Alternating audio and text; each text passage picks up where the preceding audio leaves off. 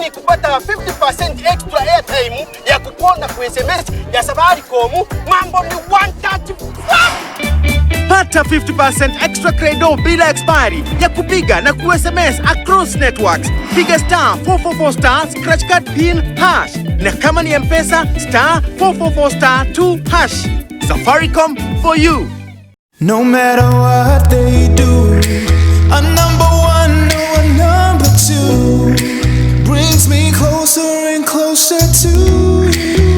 New Ace Toilet Cleaner comes in 6 variants and fragrances that kill 99% of germs, leaving your toilet beautifully clean and fresh. My love is true.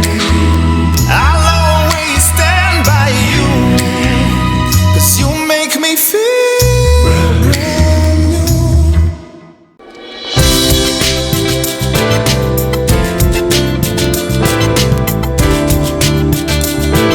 Chuka University is the ultimate choice. With the state-of-the-art learning facilities, comprehensive curricula, you are guaranteed to achieve your career dreams. Our vibrant student clubs will nurture you holistically. Join our September intake and experience world-class training.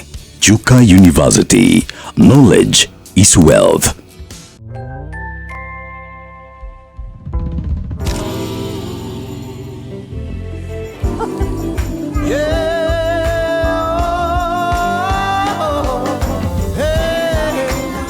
Let your little light shine. Let your little light shine for the world to see. Let your little light shine for the world to see. It's a trying time for the world, our country and our people. As Naivas, we are committed to safety by fumigating our stores,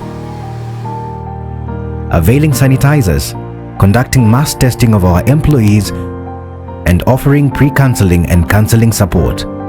We appreciate our employees for their daily dedication in serving our customers. And since your safety is our safety, in partnership with the Ministry of Health, let's join together in following the set protocols. Wear your mask, sanitize, maintain social distance, and have your temperature checked each time you visit our stores. Naivas saves you money. Ukiambiwa 1 + 2 10 marks, huwezi andika 3. Hebu fanya ujinga, uvae jeans, t-shirt na kofia, uingie kwa gari, makanga akuitishe fare, umwambie nitakupea tukishuka. Unasikianga dondoa moja dere. Wear your mask and maintain social distance always, and sneeze or cough into your elbow. Book your ticket online via iAbiri and use our cashless payment options to play your part to win the COVID-19 war. Sona moja imetengenezwa kwa njia spesheli ili kupambana na maumivu kwa haraka. Sona moja ina aspirin kama kiungo. Sona moja, kitulizo kamili. Maumivu yakizidi, pata ushauri wa daktari.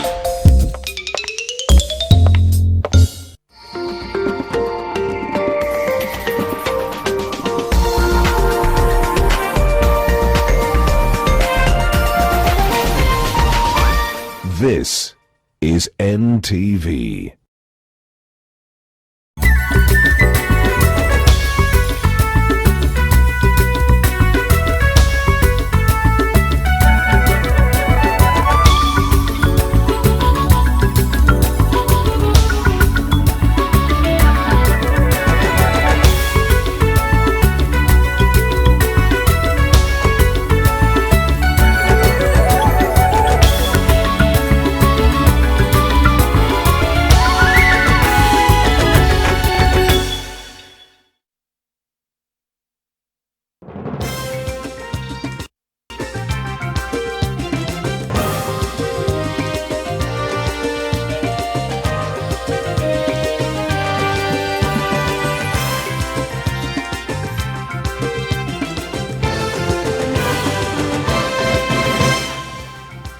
Na mtazamaji popote ulipo, natumai siku yako imekuwa njema. Karibu katika NTV Jioni, ikiwa ni siku moja baada ya Rais Uhuru Kenyatta kutoa hotuba yake kutoa mwelekeo wa taifa jinsi ya kudhibiti COVID-19 nchini, na ni swala ambalo limepokelewa na hisia tofauti, lakini kinachodhihirika ni kwamba athari za janga la corona zinaendelea kuingia katika sekta mbalimbali kwa njia ambayo ni si ya kawaida, na tutakuwa tukiendelea kuangazia zaidi kujua ni kwa njia zipi, lakini kwa sasa tupate vidokezo. All learners in grade 1 to 4, standard 5 to 7 and from 1 to 3 in 2020 will remain in the current classes in 2021. Mitihani ya KCPE na KCSE haitafanyika mwaka huu, huku shule za msingi na upili zikipangiwa kufunguliwa mwaka ujao.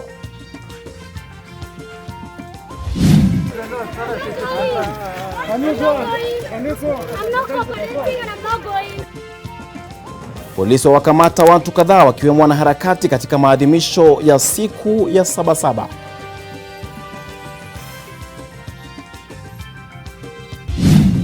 That the places of public worship may be reopened in the next 7 days from Tuesday 14th. Baada ya maeneo ya ibada kufunguliwa wiki ijayo baada ya viongozi wa kidini kukubaliana kuhusu masharti muhimu. Mbashara kutoka jumba la Nation. Hii ni NTV Jioni na Daniel Mule.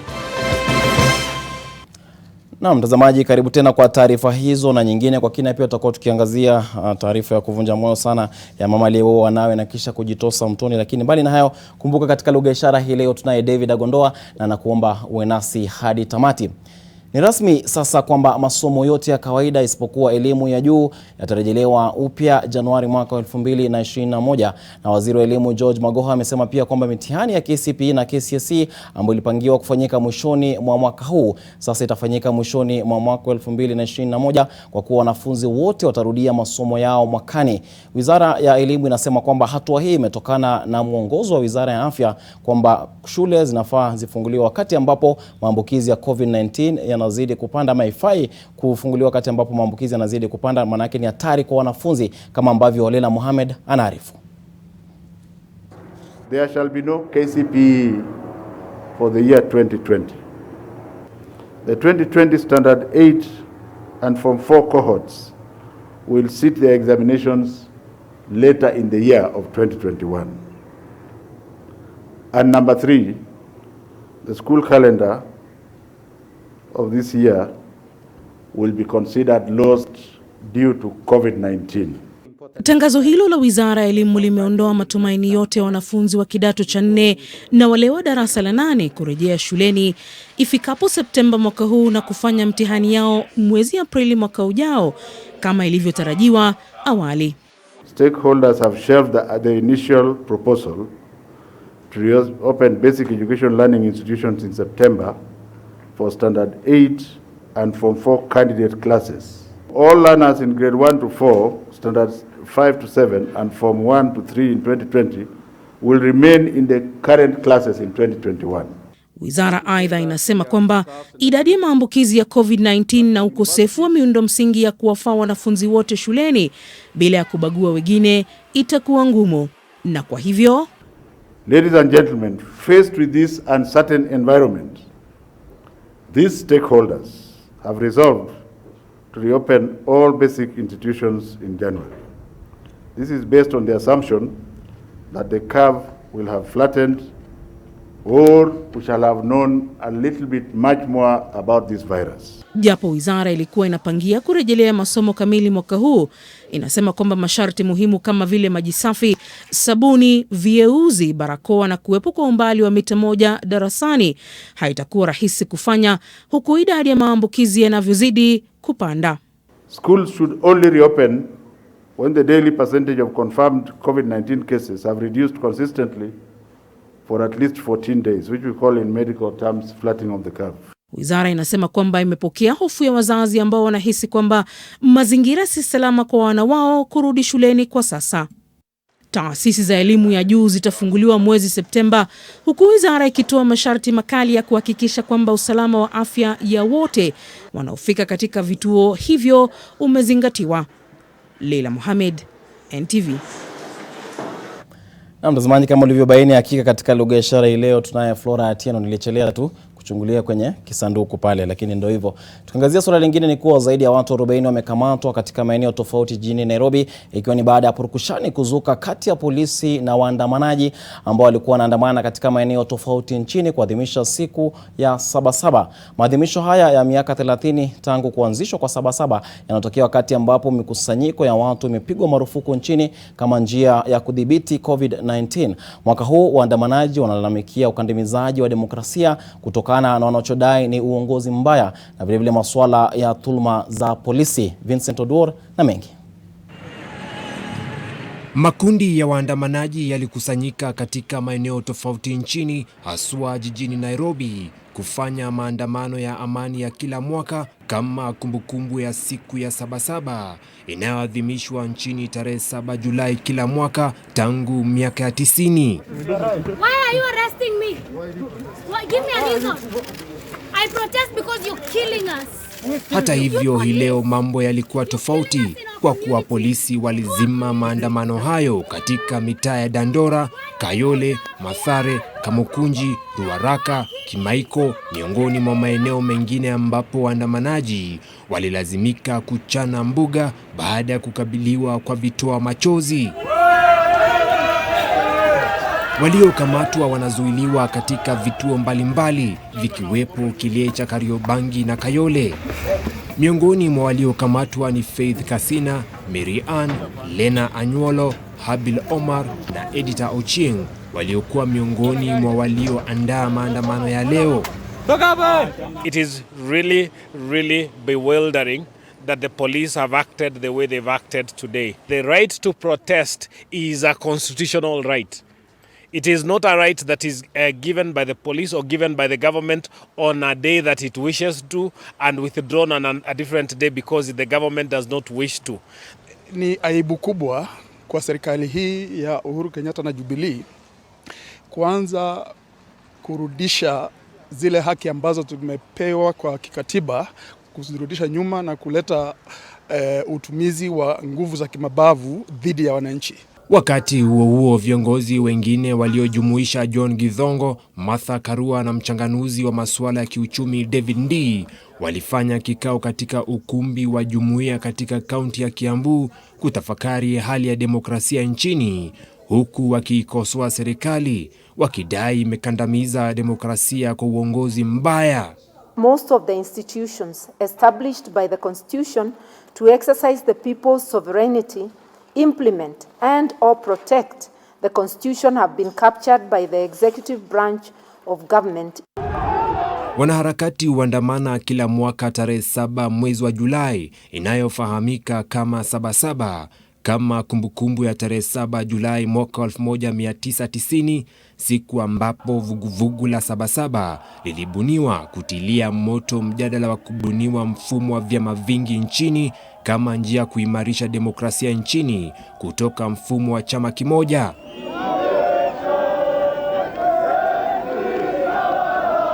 Mwaka huu waandamanaji wanalalamikia dhuluma za polisi, wakidai wanatumia nguvu kupita kiasi dhidi ya raia. Vincent Oduor, NTV. Naam, waliokuwa enzi hizo nakumbuka siku za Sabasaba kulikuwa na mengi yaliokuwa yanafanyika. Mambo yamebadilika na tukiangazia masuala tofauti ni kuwa ukaguzi wa miili ya watoto wawili waliopatikana ndani ya gari lililoegeshwa katika kituo cha polisi cha Athi River wiki iliyopita bado haujabaini kiini cha kifo chao. Hii ni kwa mujibu wa mkaguzi mkuu wa maiti wa serikali ambaye ni Johansen Oduor, na Oduor amesema kuwa miili ya watoto hao ambayo ilikuwa imeharibika zaidi kwa hali ambayo ilikuwa nayo ni kwamba imetatiza uchunguzi na uchunguzi zaidi utafanyika. Vilevile amesema kwamba atatumia maabara ya serikali ili kukagua miili hiyo zaidi, na kulingana na ripoti za awali ni kuwa miili hiyo ilipatikana na jamaa ambaye alikuwa ameenda kulichukua gari lake la aina ya Toyota Belta ambalo lilizuiliwa baada ya kuhusika katika ajali. Aliwajulisha polisi kuhusu harufu mbaya iliyokuwa ikitoka kwenye gari lake, na walipofungua wakapata miili ya watoto hao ikiwa imewekwa ndani ya mifuko ya plastiki. Miili ya wawili hao inaendelea kuhifadhiwa katika makavazi katika eneo la Chiromo, ikiwa ni katika hifadhi ya maiti katika hospitali ya Chiromo, huku uchunguzi zaidi ukiendelea na vile vile wakiendelea kusubiria kujua hali itakuwa vipi. Injury which can give us a clue as to what caused the death. We didn't see any bone injuries. So at this moment, we are unable to say exactly what caused the death of the two children because of the level of decomposition. We are relying on a lab, which we've taken samples to analyze. We are also relying on the police to do their investigations so that we can come to the bottom line of this case. Naam, tukisonga mbele ni kuwa baraza la pamoja la dini tofauti limeelezea kuwa makanisa sasa itahitajika kubuni kamati za kuangazia masuala ya COVID-19 ili kuhakikisha kuwa watu wanafuata maagizo yaliyotolewa na serikali. Pamoja na haya, maabadi yanatarajiwa kutilia mkazo hali ya juu ya usafi na vilevile kuzuia mtagusano wakati wa ufunguzi. Ruth Sarmoi na taarifa zaidi. Huku maabadi yakitarajiwa kufunguliwa rasmi baada ya wiki 3 alivyoamuru rais, baraza la imani tofauti limeelezea kuwa kufunguliwa kwa maeneo haya kwa awamu ya kwanza itafanyika baada ya siku 7, hivyo makanisa yameanza kujiandaa kuwalaki waumini.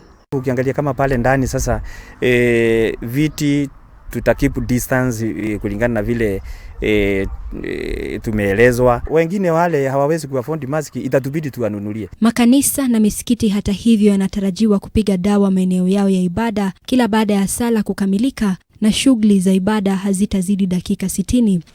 Vilevile, waumini wanatakiwa kupunguza shughuli zitakazohitaji kutagusana. Please, let us not rush without preparations. We all understand the great eagerness and longing we have, but with some patience and preparations, we can safely reunite soonest possible. Viongozi wa makanisa hata hivyo wameelezea kuwa sharti la kuwa na watu 100 katika kila ibada itawafungia waumini wa makanisa makubwa, na hivyo kuombwa kulegeza kwa sharti hilo. Kuna ile sifa sisi tunafanya ya kukaribisha uwepo wa Mungu. Sasa ile sifa ikiwa ndogo, hata uwepo wa Mungu hautateremka. Kwa hivyo sasa itatubidi atuongezee muda kidogo ndio tuwe na wakati wa sifa ina Mungu, nguvu za Mungu zinateremka. At least kitu kama 2 hours. Kufuatia madai kuwa wengi wa viongozi wa kidini wamezidi umri wa miaka 58, baraza hilo limeeleza kuwa mwelekeo zaidi utatolewa na viongozi wa makanisa husika kushughulikia swala hilo. Viongozi tutawacha viongozi wao wajue ya vile watakavyofanya na watakaosikizana. Viongozi wa makanisa pia wamesema watoto wadogo watengewe ibada yao kwa kuwa wakiachwa nyumbani watajihusisha na mambo isiyofaa. Baraza hilo aidha limewataka viongozi wa kidini kuwa mstari wa mbele kuwahimiza Wakenya kutilia mkazo maagizo ya serikali. Ruth Sarmoi, NTV. Na Wizara ya Afya imeelezea kwamba serikali inatilia maanani ongezeko la visa vya matatizo ya afya ya akili nchini, na jopo kazi la kuangazia masuala ya matatizo kama hayo lililobuniwa limeitaka Wizara ya Afya kutangaza matatizo hayo kama janga la kitaifa. Na Yoma Sampao ana taarifa hiyo. Huku nchi ikiendelea kupambana na janga la corona ambalo tayari linatishia kulemaza kabisa uchumi wa nchi, Wizara ya Afya imenakili ongezeko la visa vya matatizo ya kiakili. Since this pandemic struck our country, it has caused a lot of anguish and suffering to our people. A good number of our people have checked in hospitals with mental-related cases. Disemba mwaka uliopita, Rais alitoa agizo kwa Wizara ya Afya kuunda jopo kazi la kuangalia mambo yanayohusu matatizo ya kiakili. Hii leo, jopo kazi hilo limeikabidhi Wizara ya Afya matokeo ya utafiti na mapendekezo yanayostahili kufanyiwa kazi ili kutatua tatizo hilo. It is estimated that 1 in every 10 people suffer from a common mental disorder. The number increases to 1 in every 4 people among patients attending routine outpatient services. Aidha, msongo wa mawazo na hofu inaongoza katika orodha ya matatizo ya akili nchini. Utumizi wa dawa za kulevya hasa pombe pia inachangia katika kuathiri afya ya akili. Shirika la Afya Duniani imeorodhesha Kenya kama nambari 29 ulimwenguni katika kurekodi visa vya watu kujiua. Amid all these challenges, the country's total bed capacity for mental health care is 1,600, of which 400 are in the private sector. Jopo kazi lililobuniwa pia limesema kwamba Wakenya wengi ambao wana magonjwa ya kiakili wana uoga wa kutafuta matibabu. People are so afraid and shy of indicating that they are human beings who suffer from, say, depression or schizophrenia or PTSD, that they would rather stay with their illnesses at home rather than expose themselves to the shame. Wakenya wengi wana mitazamo potovu kuhusiana na matatizo ya kiakili, na hili huchangia kwa watu ambao wana matatizo hayo kutojitokeza ili kupata usaidizi. Wizara ya Afya inasema kwamba serikali itajenga hospitali ya kushughulikia matatizo hayo. Huku haya yakijiri, Wizara ya Afya imetangaza visa vipya 183 vya watu walioambukizwa virusi vya korona kufuatia matokeo ya sampuli 2061 zilizopimwa ndani ya saa 24 zilizopita. Kadhalika, wizara imetangaza kuwa watu 90 zaidi wamepona na kufikisha idadi jumla ya waliopona kuwa 2504. Vifo kutokana na korona vimefikia 167 baada ya watu 3 zaidi kufariki hii leo.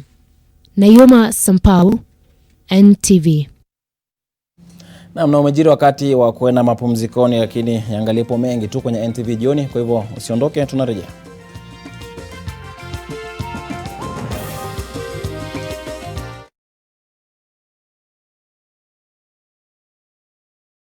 So vile nasema, wacha nikubatie statistics. Niko na gamia 1500, tunakuwa drapo gamia na kuwa 6000. 2000 natengeneza leather, natengeneza viatu, wallet, kibeti, nauza hapa, na batia wewe 50%. Wacha niweke credit nikupigie. Namna gani wewe? Hii mambo ya kuishiwa na credit kila saa? Come on.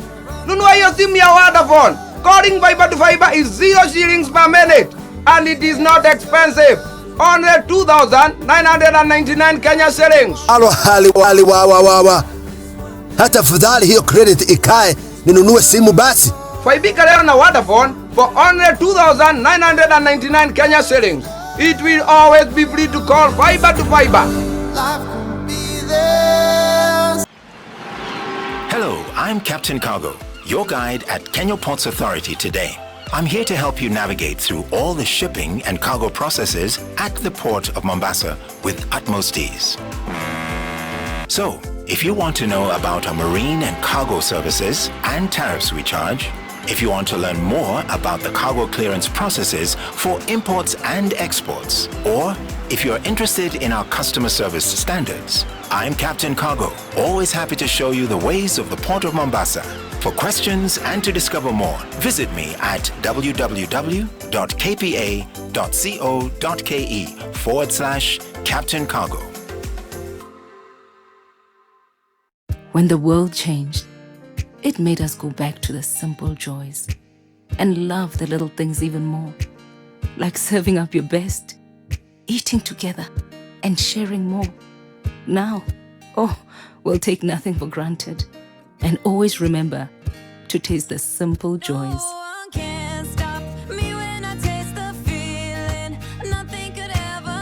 Coca-Cola. Taste the simple joys. Lazima ukuje na watoto ndio uingie hii party. Sai kama 5 hivi niko tua. Kuna watoto 5? Wako lete saa hizi tu ni kuoga tu na kutoka. Sawa basi wewe harakisha.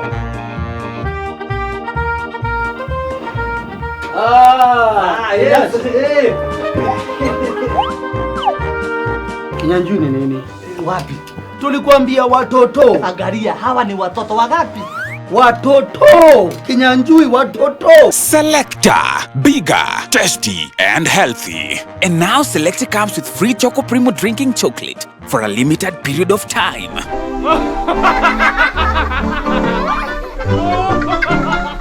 iAbiri is ensuring that your travel experience is safe during these unprecedented times.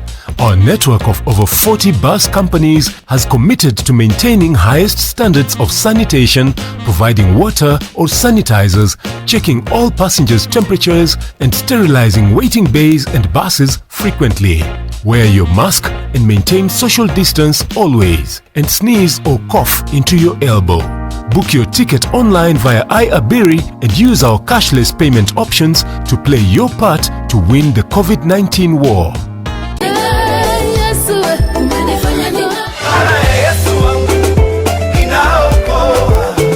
Are you living a blessed life? Get this and more Christian music only on Angaza Music, Africa's first exclusive gospel service. In addition to music, get your best Bible stories, preachings and devotionals, church services, DJ mixes and more. Get Angaza Music for 10 shillings daily plus 50 MB data bundle. Dial *544#, then select option 6 on your Safaricom line. Angaza Music, Baraka Mkononi.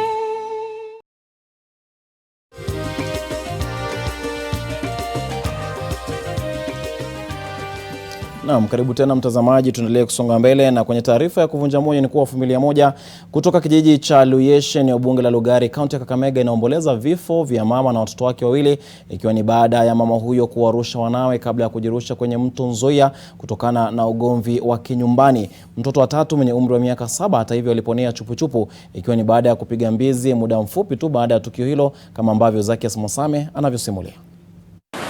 Wapiga mbizi wamejiteka jukumu la kutafuta miili ya mama na wanao wawili waliokufa maji baada ya mama kudaiwa kuwatumbukiza wanawe mtoni. Kulingana na jamaa za mwenda zake, marehemu Winnie Magomu aliwadanganya wanawe kuwa alikuwa anawapeleka dukani kabla ya kuwarusha mtoni na kisha akajirusha. Winnie alijirusha mtoni akiwa amemfunga mwanawe wa mwisho wa mwaka mmoja mgongoni. Tunatarajia pale tutapata inaanza kwenda polepole, tutakalculate around 200 meters na tuweze kuweka nguvu zetu zote pale, tukishindwa tuendelee, lakini tuna matumaini kwamba tutampata. Inasemekana marehemu alichukua hatua hiyo baada ya kulumbana na mumewe kufuatia ujumbe mfupi uliokuwa kwenye simu yake ya mkononi. Huyu mama ambaye amewalaza watoto ndani ya mto huu walidifa kidogo na bwana yake, na ikafika kiwango ambacho kwamba waliona wagawane watoto, lakini licha ya kuwa na hivyo labda mama hakuridhika kutokamana na ile ndoa vile ilikuwa inajaribu kuharibikia kidogo. Watoto watatu na mama sasa watu 4. Atutuende kwa tuka. Basi wakati mtoto alifika kwa mtu wa mama ngani anaendelea tu atutuende kwa tuka. Basi wakati mama alifika hapa anapita kwa tuka atutuende kwa tuka. Basi wakati walifika kwa Njoya mama anamwambia huyu mtoto mkubwa atufunga macho, nataka nimrushe wapi? Kwa maji. Mtoto mmoja hata hivyo alinusurika baada ya kupiga mbizi na kuyapiku mawimbi ya maji ya mto Nzoia. Shughuli ya kutafuta miili itaendelea hapo kesho, huku polisi wakianzisha uchunguzi. Zakias Mosame, NTV, Kakamega.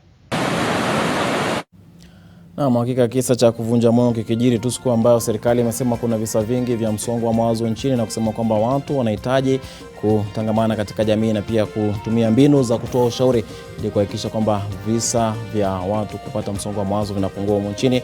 Na kwa taarifa hiyo tuna mapumzikoni, tukirejea ni taarifa za spoti na Yoshua Makoi.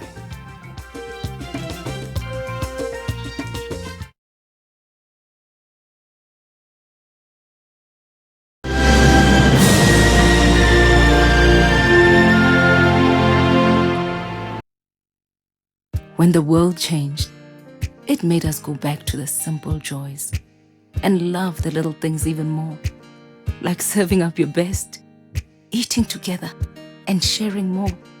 Now, we'll take nothing for granted and always remember to taste the simple joys.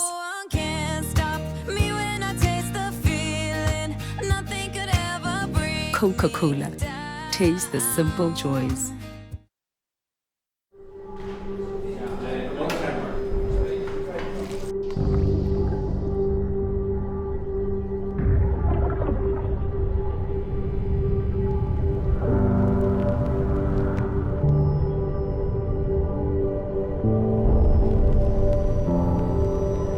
Beat sensitivity pain fast with Sensodyne Rapid Action for clinically proven relief in 60 seconds. Start a smart life seeing the new world. Welcome to the Cynics Android TV Lounge. You can actually command the TV by voice. Naweza ongea na TV. Hey. These promotions will be running from the 15th to the 21st of July. I help women find independence by training them in fish farming. It's tough on my back, joints, and can cause headaches. Panadol Extra relieves multiple types of pain. Panadol Extra, now with new Optizorb technology, to fight multiple tough pains with 3 times more pain-relieving medicine in the first 30 minutes when you need it most. Seeing them support themselves makes any pain worth it. If symptoms persist, seek medical advice.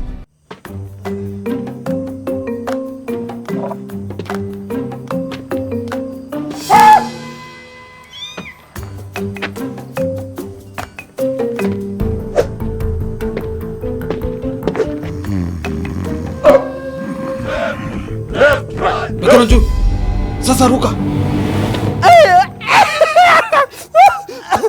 Nini? Ulikuwa tayari kuchangamka? Si ungesema.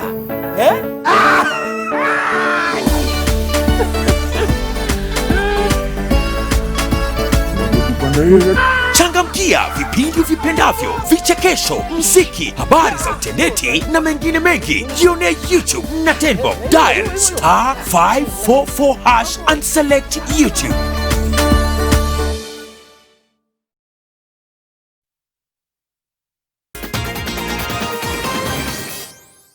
Sasa ndio mida ya kudunda viwanjani haraka upesi. Wananiita Yoshua Makori, waliokuwa wachezaji wa raga wa Kenya Harlequins na Shujaa Frank Wanyama na Alex Olaba waliohukumiwa miaka 15 gerezani kwa tuhuma ya kumbaka mwanamuziki mmoja wameachiliwa kwa dhamana ya shilingi 300,000. Hakimu wa mahakama ya Milimani Zainab Abdullo aliwaachilia wawili hawa walioshinda rufaa. Olaba mwenye umri wa miaka 23 na Wanyama aliye na umri wa miaka 22 walikuwa wamepatikana na hatia ya ubakaji na kuhukumiwa na hakimu Martha Mtuku Agosti 16 mwaka jana.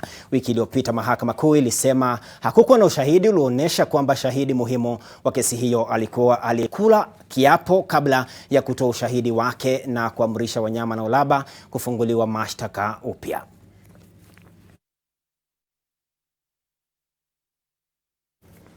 Jose Mourinho alisherehekea mechi yake ya 200 ya ligi kuu ya Uingereza baada ya Tottenham Hotspur kuinyuka Everton bao 1-0 uwanjani Tottenham Hotspur.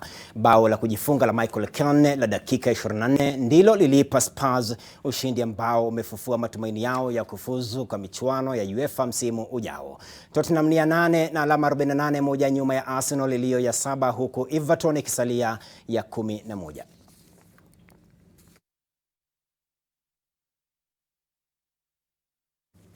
Kuhusu La Liga, Sevilla iliimarisha nafasi yake ya kufuzu ligi ya mabingwa Ulaya msimu ujao baada ya kuilaza Eibar bao 1 bila ajibu uwanjani Ramon Sanchez Pizjuan. Mshambulizi wa Argentina Lucas Ocampos alitia kimiani bao la pekee na la ushindi kunako dakika ya 56 likiwa ni lake la 15 msimu huu. Ushindi huu una maana kuwa Sevilla sasa ina jumla ya alama 60, 2 nyuma ya Atletico de Madrid iliyo ya 3.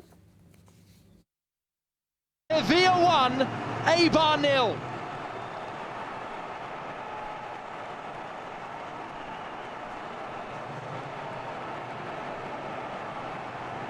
A personal message from the Argentine. Sasa ndio narejea karantini kupiga mazoezi ya kutangaza kabumbu bila jukwaa, lakini ipo siku Mule funga. Na kesho usikose nakala yako ya Taifa Leo, watangazia taarifa kuhusu namna ambavyo corona imekoroga masomo. Na tukiondoka hivi na Julian Samboko anaingia kuangazia mada ya kuweka akiba. Anasema akiba yozi masuala ya malipo ya kustaafu fedha za uzeeni. Mimi Daniel Mule nakutakia usiku mwema. Katika lugha ishara tumekuwa naye Florati.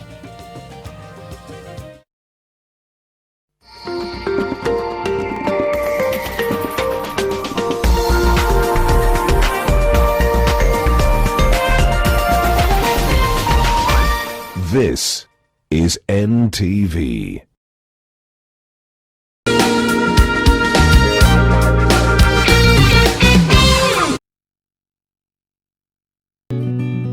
I help women find independence by training them in fish farming. It's tough on my back, joints, and can cause headaches. Panadol Extra relieves multiple types of pain. If symptoms persist, seek medical advice.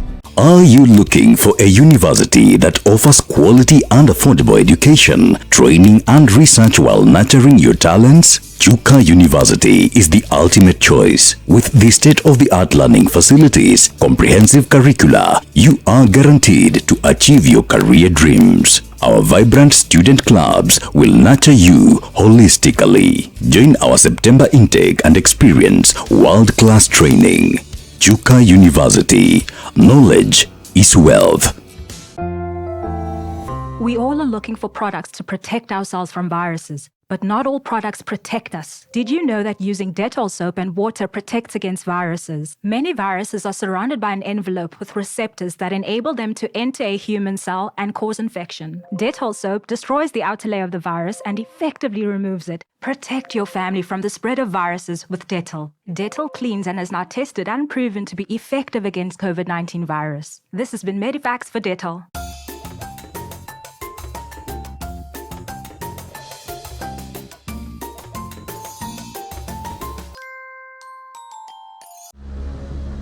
Like every mother, I'm worried about dangerous insects, especially mosquitoes, which spread diseases like malaria to my loved ones.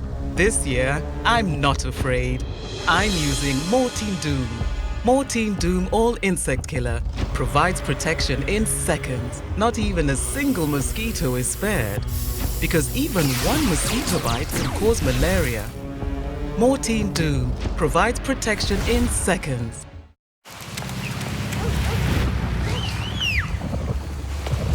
My father worked hard,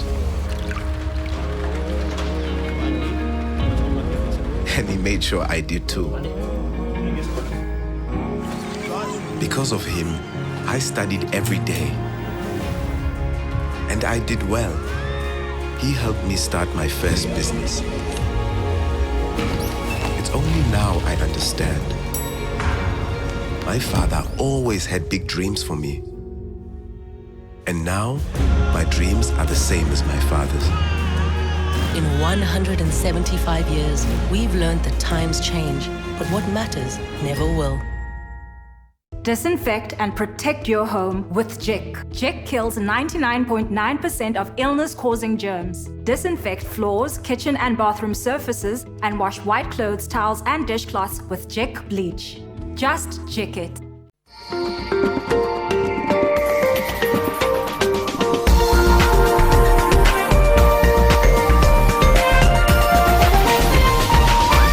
This is NTV.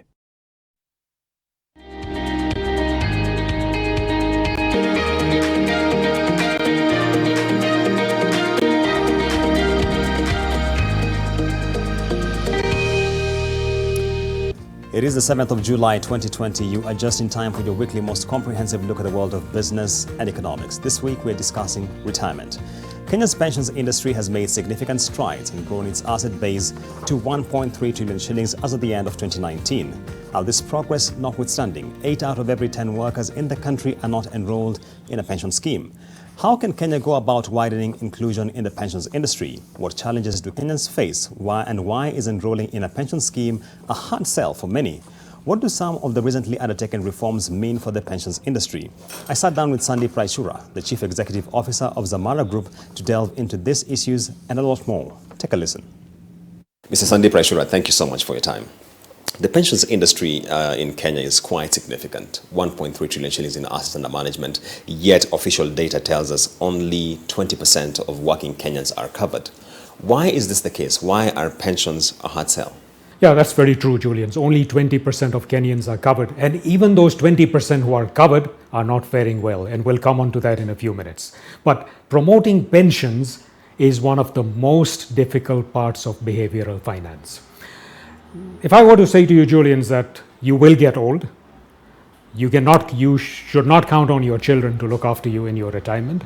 And you should also not count on the state, because given the fiscal stresses that we have as a country, this idea about a universal basic pension for all Kenyans is going to be just a dream. Logic would then suggest that you as an individual will take responsibility, recognize, understand that you need to put money aside, invest it for your old age, right? Now, try making this argument and convincing even a 30-year-old well-educated person in Nairobi that you need to put aside small amounts of money, you need to do this every month and over multiple decades. You're likely to get a very disinterested look or a yawn, or somebody who's just going to say to you that, what, pensions? I've got more important things to worry about now. You see, this whole thing is that pensions is a very distant payoff, and you are saying to somebody that there's a promise of a better tomorrow or pleasure tomorrow, but you need to make a sacrifice now. And in this time, in this generation of instant gratification, it's very difficult. Now, try making this same argument to somebody who works in a remote village or a casual worker in one of Nairobi's slum areas. Here is a person living hand to mouth, going through all the life cycle crisis on a modest and intermittent or even a seasonal income, who's more worried about the immediate consumption needs of his family, and those realities are much more visible to him or her than the prospect of poverty in old age. Something which you've brought up, which is really, really important, because the bulk of those who are not covered are in the informal economy. How do we widen this inclusion net to the informal sector? I think first it's important to try and put this problem in context, right? And this COVID situation just brings this thing home, right? Because every Kenyan has been affected with COVID-19, right? Every Kenyan and almost every business has been affected. But the extent and the scale of the impact on our non-salaried workers, the 15 million Kenyans in the informal sector, has been disproportionate. And the question we must ask is, why is this so bad? What does it mean for the future economic security of these people? And what does it mean for the type of country we want to build? And this is not just for Kenya, but for most developing nations. The health crisis for the working poor has been more than overshadowed by the income shock, right? The fact that within just a few days of these containment measures that were introduced for COVID-19, people ran out of food, they ran out of money to support their families. They could not put food on their table. And this is why even His Excellency the President talked about this dilemma between lives and livelihoods. And the question we must ask is, why within just a few days did this happen? I mean, after all, this is a resilient lot, right? They've been through so much in their lives. The answer is, people have near zero savings. And with the mushrooming of all these mobile lending platforms, people are also very heavily indebted. And the point I'm making is that if these behaviors and attitudes towards saving don't change, we will face a much higher and exponentially much larger crisis as a country when these people in the informal sector start dropping out of the workforce because they're no longer able to work.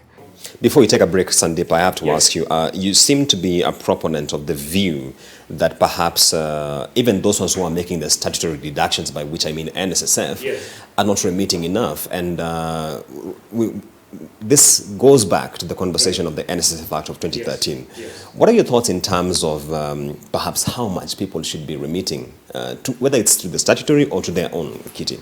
Okay, let me give you a rough rule of thumb, right? So if you're a person who wants to ensure that you have a good, a decent amount of income in your retirement, right, and that you're able to maintain your standard of living, a rough rule of thumb I'd give to you is take your age, divide by 2.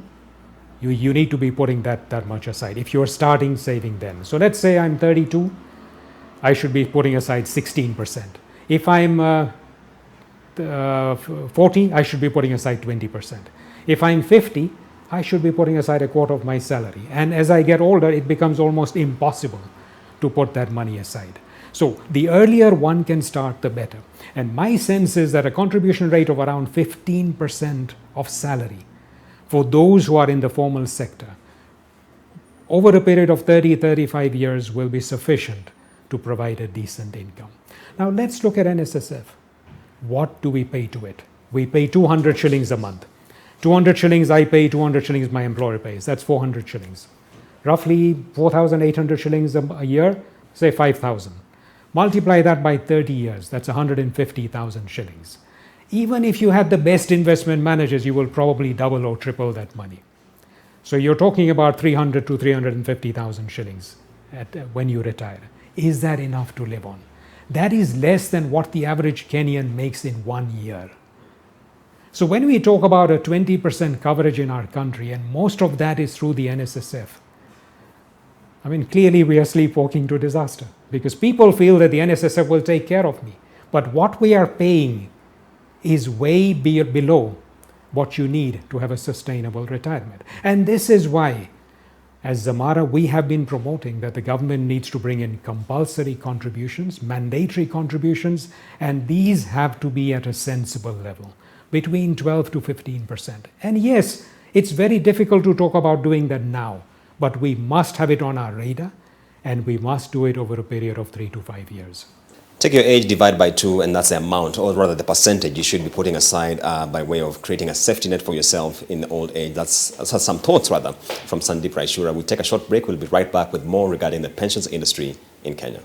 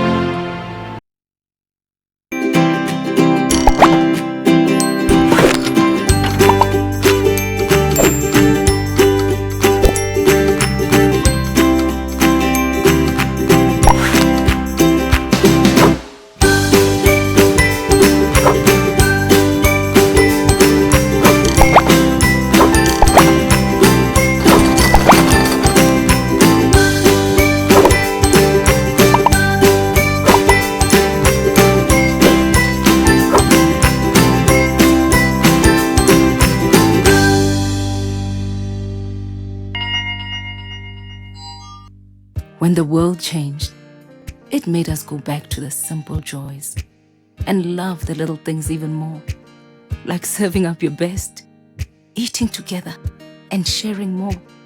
Now, we'll take nothing for granted and always remember to taste the simple joys.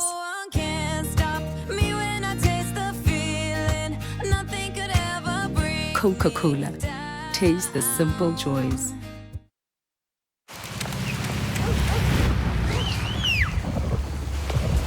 My father worked hard. And he made sure I did too. Because of him, I studied every day. And I did well. He helped me start my first business. It's only now I understand. My father always had big dreams for me. And now, my dreams are the same as my father's. In 175 years, we've learned that times change, but what matters never will.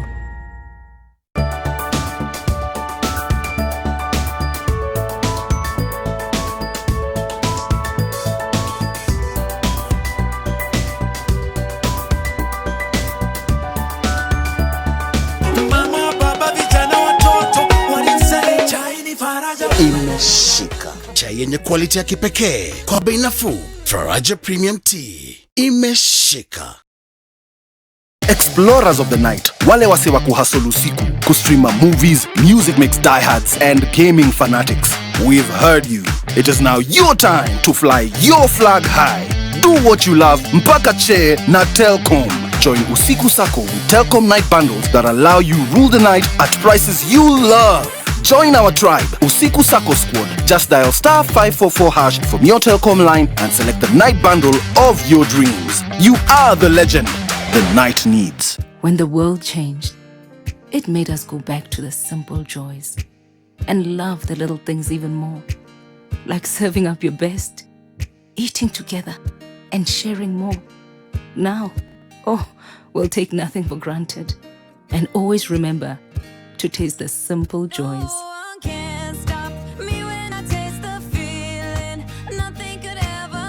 Coca-Cola, taste the simple joys. For a better tomorrow, don't forget to do the 1, 2, 3 with Colgate every night.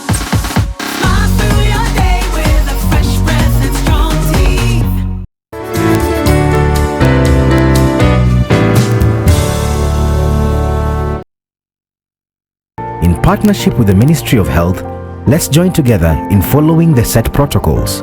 Wear your mask, sanitize, maintain social distance, and have your temperature checked each time you visit our stores.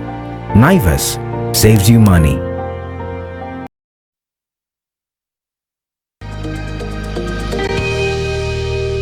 Welcome back. We are speaking this evening to Mr. Sandeep Raishura, the Chief Executive Officer at Zamara Group, and tonight we are focusing on the delicate issue of pension. Would you believe that 80% of working Kenyans don't have any form of pension coverage? And where does this leave them when they get out of gainful employment? Sandeep, welcome back on set. Before the break, we were discussing the issue of widening the coverage to the informal sector. What is Zamara doing about this? Because you're a key player in this industry. We have been at the forefront of promoting saving for pensions. We've created the awareness, we are providing a lot of education, and we also have a number of solutions. For example, last year we launched the Fahari pension plan in partnership with Equity Bank and Cooperative Bank. This is a very simple digital platform that enables Kenyans of all walks of life, of all income brackets, to be able to save any amount from wherever they are and whenever they wish to, right? So it's a very simple platform called Fahari that we hope that many Kenyans will take advantage of. The other thing that we launched last year was an initiative called Gift a Pension. This is again in partnership with Equity Bank, Cooperative Bank and the Prudential, and it's an initiative to bring dignity to the lives of more than 2 million domestic workers in Kenya and give them a financial cushion for their sunset years. So when you talk about gift a pension, I'm trying to imagine how this works. Will it be again that the domestic worker pays and I could pay as an employer, or exactly how is this structured? Let me explain how this works. So, earlier we were talking about the 15 million Kenyans in the informal sector. Now, if I were to say to you, Julians, we need to do something about this, you will say to me, 15 million Kenyans, Sandeep? I mean, that's something the government should deal with. And even if I wanted to, where would I start? But what if I turned the question around and asked it in a different way to say, Julian, there's not much you can do for those 15 million Kenyans, but is there something you can do for that one person who touches your life every day? It could be your house help, your domestic help who looks after your home, looks after your children, maybe combs their hair, even cooks dinner for you. It could be your gardener, it could be your watchman, it could be your barber or your wife's hairdresser. It could be the person who sells newspapers to you. Is there something we can do for that one person? And what if I were to take this further and say, Julians, you can visualize going home today and talking to your domestic help and saying to her, it's important to put some money aside for your future when you will become old and will no longer be able to work for me. And you can do this very easily. Within 5 minutes, you can open for her a digital pension account, right? You can make a first contribution of 200 to 300 shillings for her. That would also give her an insurance cover. And then say to her that, look, every month, if you put 300 to 500 shillings aside, I will help you to save.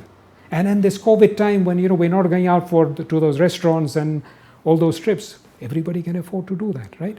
You can get that one person to start saving and thinking about her future. You could change her mindset. And just 5 minutes of your time could change the rest of somebody else's life. Now, if all of us did that, we could impact those 2.2 million domestic workers in Kenya and change their lives, change their mindsets, give them dignity because that is what they want. They don't want a handout.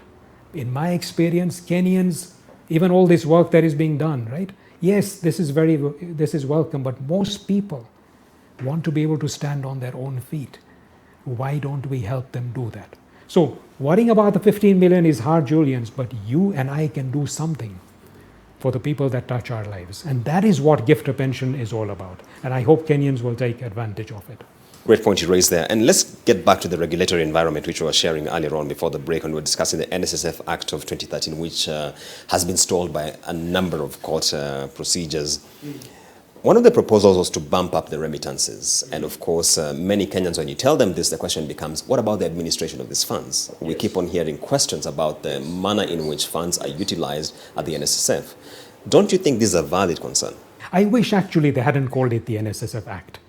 Because, this act is not about the NSSF at all.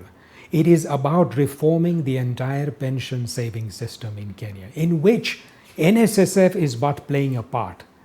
as well as the private sector players, voluntary pension plans and the like, right? So this act is not about the NSSF. Yes, this act is talking about an increase in contributions. And based on the previous discussion we had, what we are currently paying is clearly not adequate.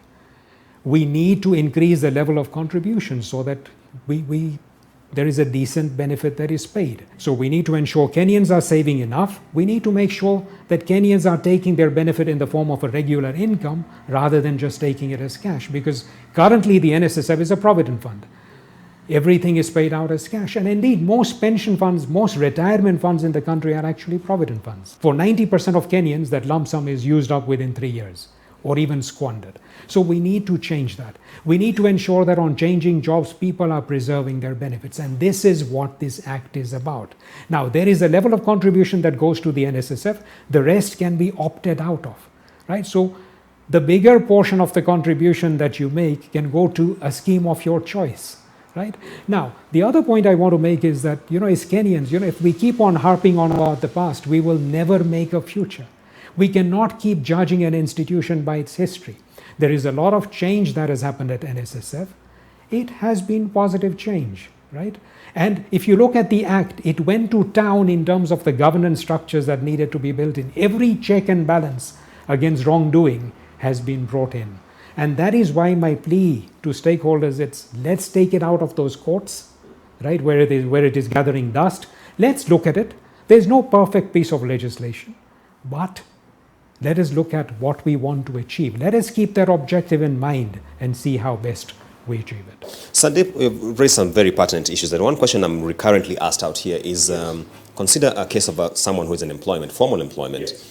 They have the statutory remittance to NSSF, they have the employment pension scheme, and they have the personal pension scheme on the side. Would you advise that at least two of them be consolidated, or do they just remain as the three-pronged approach? Look, I think it makes sense for Kenyans to save through whichever channel. So if you have NSSF, you have your own pension plan, and if you have your IPP, your personal pension plan, that's great. But with time, there is merit in consolidation. The reason is that the costs will be lower. And also sometimes people will have, if they change jobs and have got so many different pension pots lying around, you could forget about these, and it's good to bring them all together, right? So a personal pension plan is a good way of bringing those pots together. We talk to people who are saving through voluntary pension plans, right? Zamara administers, looks after more than 180,000 Kenyans' benefits. And what they say to us is that saving for retirement is important, but it's not the most important or pressing priority. There are others which compete head-on with pension saving. This is things like housing. This is things like educating your children. And I'm saying that we should ask the question, is a singular focus on saving for retirement resonating with Kenyans? Or should we expand the discussion to talk about wider saving priorities, to talk about the entire financial journey of a Kenyan? From the time somebody starts working, looking about buying a car, putting aside some money for a mortgage, saving for their children's education, and then saving for retirement. Can we bring that all together? And I believe, as Kenyans, we should be thinking about that so that we can create a saving system that accommodates wider savings priorities. And then I believe most people will start putting money aside for the future. Speaking about that, Sandeep, if you followed the Tax Laws Amendment Act of 2020, one of the key reforms that was put in place is that now one can access up to 40% of their accrued benefits in the pension scheme for home purchase. Yeah. And I'm a bit conflicted as far as this is concerned, because my question is, how then do we balance? Because the whole idea of a pension scheme is to give you that payout at the end where you'll be able to sustain your livelihood. But if you begin now tapping into it midway or at whatever point to purchase a house, how do you make sense of this yourself? Having a roof over your head is an important thing, and doing it, if you can do that whilst you're working, then waiting for retirement is much better, right? So to the extent that we can use the pension system to do this, to me makes sense. However, we as Zamara and many stakeholders in industry, we have proposed to government that this should be done through using pension saving as a collateral or security for a housing loan from a mortgage institution. And indeed, this has been in place since 2010. But the challenge has been that the mortgage provider looks at your ability to pay, rather than the pension saving as an additional security. Now, if we can do something about looking at those interest rates, and this is where the Kenya Mortgage Refinancing Company comes in, or having a cash-backed loan from a pension scheme, to me that makes more sense. Rather than saying you can access 40% of your pension account now, because this will severely compromise your retirement security. If you do this at this time, most of that money is actually going to be pulled out from government securities, right? It's going to create a crisis in this country. Right. And Sandeep, we have come through rather a very elaborate budgeting process. And why I say elaborate is because we had the tax laws amendment before, and Yes. right after it we had the finance bill, then the budget came in.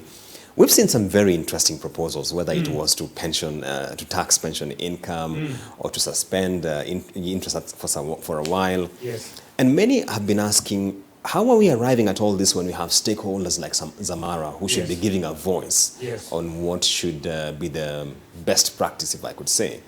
How would you respond to that? Absolutely. Look, as Zamara, we've been very strong advocates of long-term saving. We have engaged with policymakers, we have engaged with regulators, with industry, and yes, we have talked about some of these changes that were proposed, and thankfully they were dropped, such as the proposal to tax the pension benefits of Kenyans above 65 or the investment income of NSSF. So yes, there's work that's been done. But as someone said, if you think it's done, there's more to be done. So there's a lot that all stakeholders need to do, and we need to collaborate on this. I would wish the government would talk about more incentives for long-term saving. Yes, there is a short-term revenue sacrifice they make, but the long-term impact on our country of a vibrant savings industry is huge. And this is why Zamara is heavily pushing for more tax incentives for pension schemes. And for the informal sector, we are pushing for incentives for saving for the informal sector. So there's a lot Zamara is doing. All right. And really my final question, Sandeep, I just want to get your parting shot regarding this whole pension conversation, because if there's anything that COVID-19 has done is to expose the vulnerability that is out here in terms of the divide on financial readiness to combat shocks. What's your parting shot? Look, Julian, this is a subject that I'm very passionate about. And I believe that as a country, we are at a very defining moment in our history, right? There is this looming retirement crisis that I've talked about. I believe it's a manifestation of the deep cracks in the social fabric of our country. And even as you and I, as Kenyans, we need to think about our own retirement nest egg. We must also be concerned about the well-being of millions of Kenyans who are currently excluded from any safety net or pension saving. Let me paraphrase the words of former US President Barack Obama. If there is a senior citizen in our country who is going without his medicine because he has no money, it should matter to me, even if that person is not my father or grandfather. If there's a little child who is sleeping hungry because of the death of a breadwinner, right?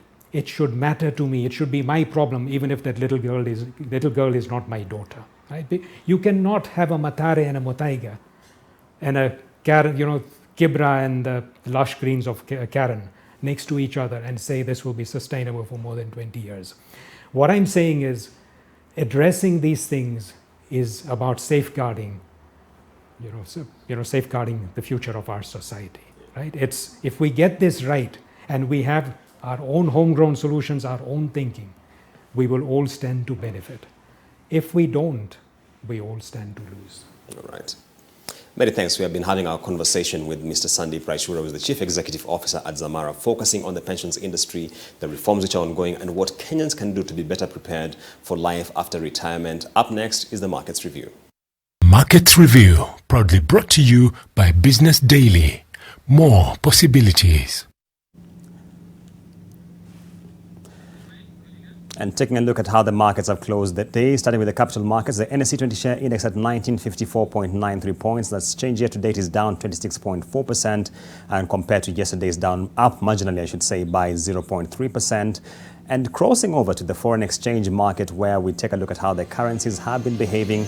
The shilling to the dollar closed at 106.59, having gained marginally, extremely marginally at 0.02%, against the sterling pound at 133.27, again going downwards rather, depreciating marginally by 0.35%, and against the euro at 120.38, and that's down 0.53%. So clearly still very quiet in the foreign exchange market. We continue to monitor the developments in both the capital and foreign exchange markets. Markets Review, proudly brought to you by Business Daily. More possibilities. And that was our conversation with Sandeep Raishura, the Chief Executive of Zamara Group. Of course, a lot of feedback coming online. Just to sample a few very quickly.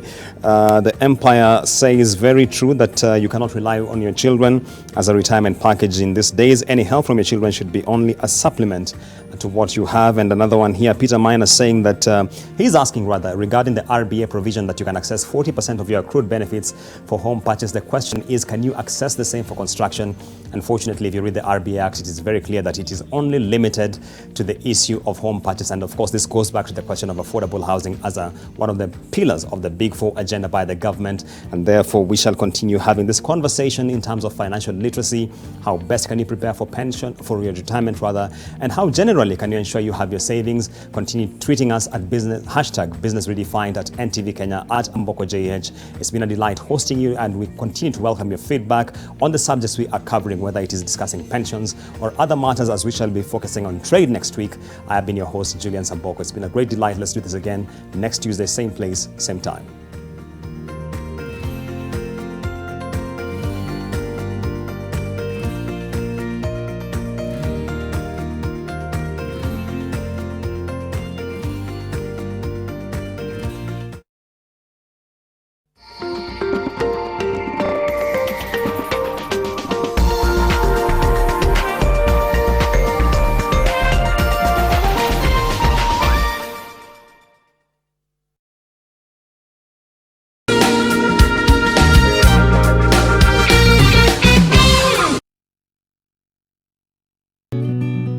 I help women find independence by training them in fish farming. It's tough on my back, joints, and can cause headaches. Panadol Extra relieves multiple types of pain. If symptoms persist, seek medical advice. When the world changed, it made us go back to the simple joys and love the little things even more. Like serving up your best, eating together, and sharing more. Now, we'll take nothing for granted. And always remember to taste the simple joys.